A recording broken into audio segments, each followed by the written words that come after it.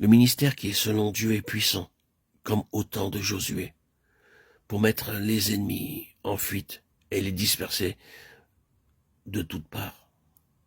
Or, ce ministère ne peut s'exercer qu'en vertu de ce que Christ est en nous. Ah, si nous pouvions seulement restaurer le ministère sur cette base-là. Le ministère qui est d'en haut n'est rien de plus et rien de moins que la révélation de Jésus-Christ dans le cœur de l'enfant de Dieu. Votre ministère sera efficace suivant ce que Christ est pour vous et en vous. Dieu ne peut pas sortir de cette norme. Tout ce que nous croyons pouvoir inclure de plus dans le terme ministère reste en dehors de la pensée de Dieu.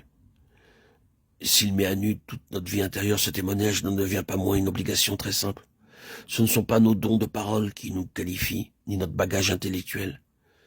Nous bénissons Dieu pour toutes les ressources de cet ordre qui lui plaît de mettre à notre disposition et qui peuvent trouver un emploi utile. Mais si vous commencez à compter là-dessus, vous vous trompez. La question n'est pas de savoir parler ou de pouvoir mettre en avant des dons naturels ou les avantages d'une culture supérieure.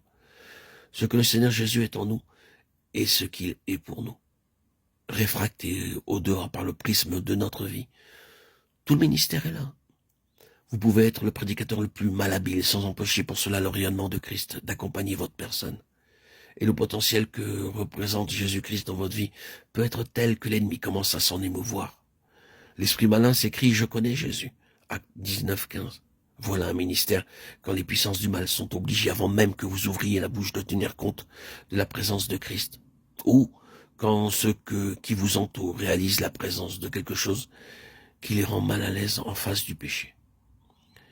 Il peut arriver que quelqu'un se laisse aller à pécher sans se rendre compte qu'il pêche, jusqu'au moment où Christ intervient sur la scène en l'un de ses serviteurs. Alors la lumière se fait en celui qui pêche. Et il se sent coupable. C'est la présence de Christ qui a tout bouleversé. Dieu a brillé dans nos cœurs. Vous pouvez prêcher tous les sermons possibles et imaginables. L'effet produit ne se montrera pas à un iota si votre présence ne révèle pas Christ à votre entourage.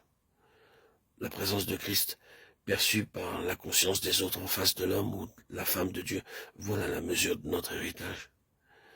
Et ce ministère-là est ouvert à tous. Nous avons ce ministère et nous avons ce trésor dans les vases de terre. Pourquoi Dieu choisit-il de tels vases? Et pourquoi, s'il met la main sur un vase de choix, est-il obligé de l'entreprendre et de le passer au creuset jusqu'à ce qu'il l'ait rendu petit à ses yeux? Paul avait de multiples avantages, mais il en vient pour finir à les regarder tout comme de la boue. Pourquoi le vase doit-il être ainsi brisé? Pour faire tout simplement de la place au Seigneur Jésus, pour qu'il puisse, lui, occuper tout. C'est la mesure de Christ qui est la mesure du ministère. Ce n'est pas la mesure du vase. Et quand bien même il en coûte, nous sommes prêts, n'est-il pas vrai, à être brisés, afin que Christ soit manifesté en proportion.